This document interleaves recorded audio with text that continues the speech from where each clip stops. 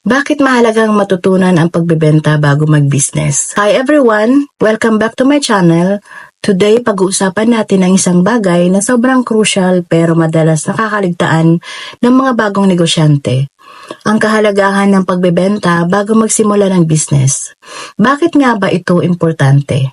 Again, I'm Yang Santiago, an OFW here in Paris, France, at meron ng almost 2 decades sa business world. Pusin mo ang vlog na to at tiyak nakapupulutan mo ng aral.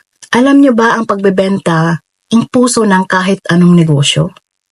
Kahit gaano pa kaganda ang produkto mo o serbisyo mo, kung hindi mo ito mabenta, walang mangyayari. Kaya effort sa isang business, dapat alam mo kung ano ito, dapat kung paano ito maibibenta. Sales is the lifeblood of business. Sample lang. Paano mo ipapakilala ang produkto mo? Anong sasabihin mo para i-convince ang customer mo? Kasi hindi sapat na sabihin lang, maganda itong produkto ko.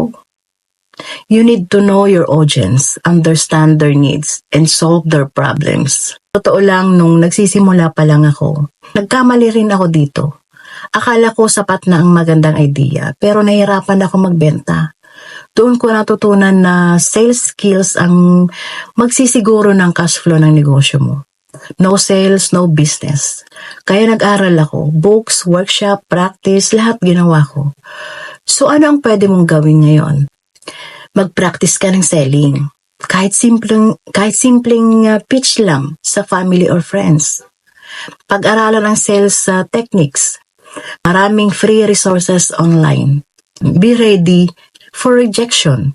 Hindi lahat tatangkilikin agad ang produkto mo. And that's okay. Learn and improve. Remember, bago mo simulan ang business mo, tanungin mo muna ang sarili mo.